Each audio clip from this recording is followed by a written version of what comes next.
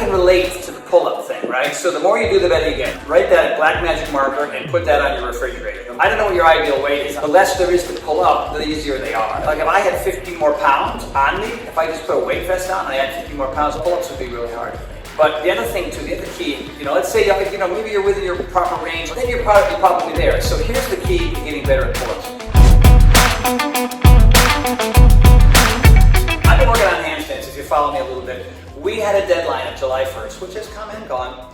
And there was a group of us, my sister's daughter, my niece, my friend John Stelwag, who could be watching right now. He's been to Paragon. My friend Scott Morgan, and my other buddy Greg. We're all just, whatever. When the quarantine hit, we said, hey, let's all do something together. The only one that got past the 30-second mark on the handstand was John. John just nailed it, you know what I mean? So he had a gymnast daughter in the house, so he had to get some extra help. But my best was 20 seconds. And think about it. 15 years ago, I held a couple 1-minute handstands. But I just got away from it. I stopped doing it. So I can relate to the pull-up thing, right? So the more you do, the better you get. So take that and write that black magic marker and put that on your refrigerator. The more I do, the better I get. So it's something that is your weakness. Handstands are my weakness, so you have to do it often.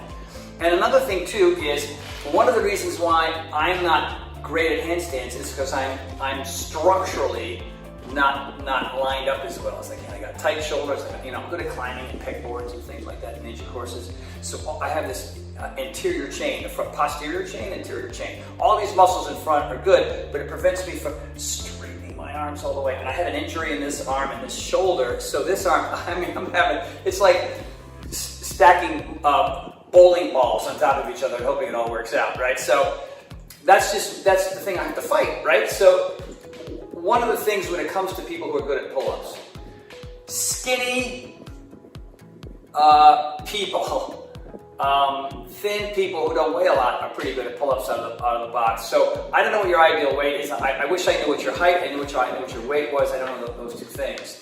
But the less there is to pull up, the easier they are. So if you still have 15, like if I had 15 more pounds on me, if I just put a weight vest on and I had 15 more pounds, pull-ups would be really hard for me.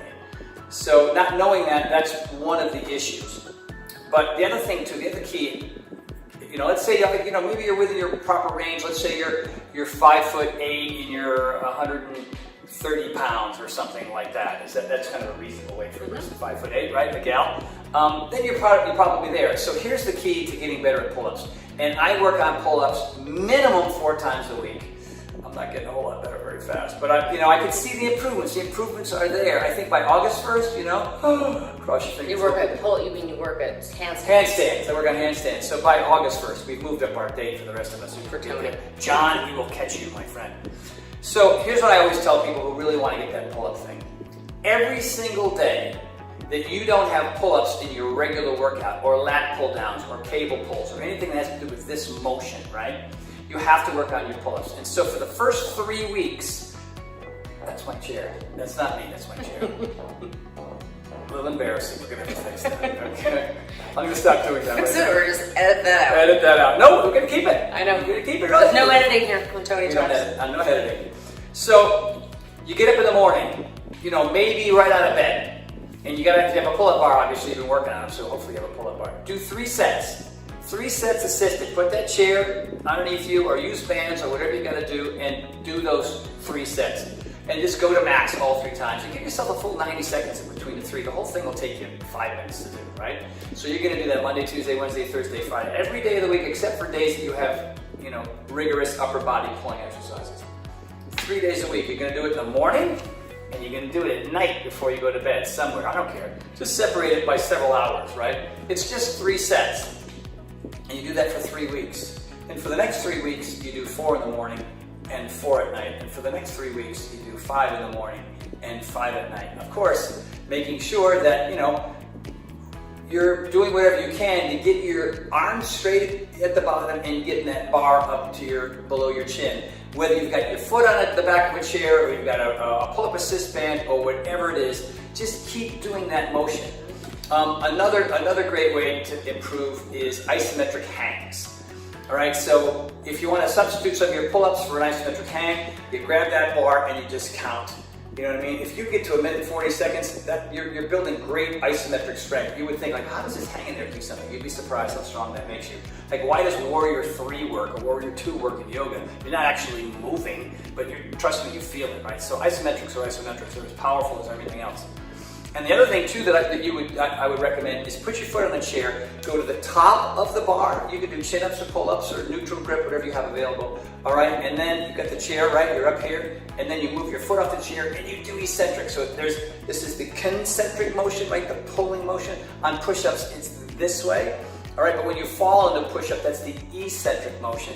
So I want you to use your foot on the chair and get up here and then move your foot off the chair and as slowly as you possible go to the bottom. And then you put your foot on the chair again and you go to the top and you do as many of those. So experiment with just pull-ups morning and night, hangs morning and night, mix those in. I mean, experiment with it. As long as you're doing something and you're working on those muscles and it's happening often, the more you do, the better you get. So you got 3 weeks with 3, 3 weeks with 4, 3 weeks with 5 reps morning and night. And then practicing all those different things. I know that's asking a lot. You know what I mean? Like, holy cow, yeah. But the more you do, the better you get. You can't get like I think if I had done some form of handstands every day, I would have been able to do my 30 seconds on July 1st. I've improved. I'm better. I'm fired up about that. I want to keep going. But I think that strategy, and you can miss a day or two. It's not I missed 2 days. It's the end of the world. What do I do? Don't worry about it. Don't think about it. You want to think long term. This is long term. You want to give yourself a 3-month goal from I can't do any. And if you can do one after that practice, you've accomplished a lot. That means you're 10 times stronger than you were. There you go. And I'll tell you what my friend Heather did. What did she do? She was doing, I think, 90x3. She was also trying to learn how to do pull-ups.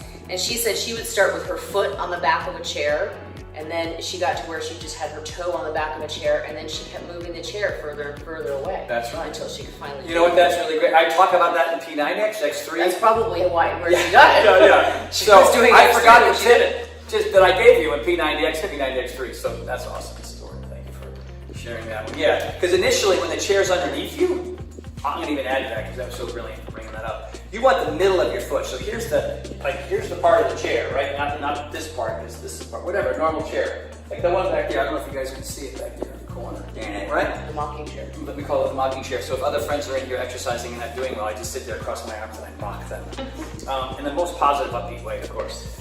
Right, so you want the middle of your foot on that chair, right? And then you start moving to the ball of your foot, and then to your tiptoes, and then you start moving the chair further away. And then you use your big toe to help you get up. And so that what happens is that shifts most of the strength of the exercise part to your upper body, and not so much on your leg. And you only want to do one leg at a time, you know what I mean? And initially you feel like, what a joke, I'm just basically doing a one-legged squat here. That's fine, don't worry about it. If you can do like 15 reps out of the box with your foot in the middle of the chair, well, then that means you need to right away move the chair further away or get up on the ball of your foot or toe. So you got the world's greatest tutorial. That's great. You can't do pull-ups. I'm going to come to your house. We're going to do them together. Well, hello, it's Tony Horton. How are you? You know, I'm glad that you've really enjoyed this interview. I can tell because you're watching it, because I can see you. Anyway, since you're here, I know you're really going to fall madly in love with this next one. I mean, I'm talking about knowledge consumed by you. All you got to do is go right over there.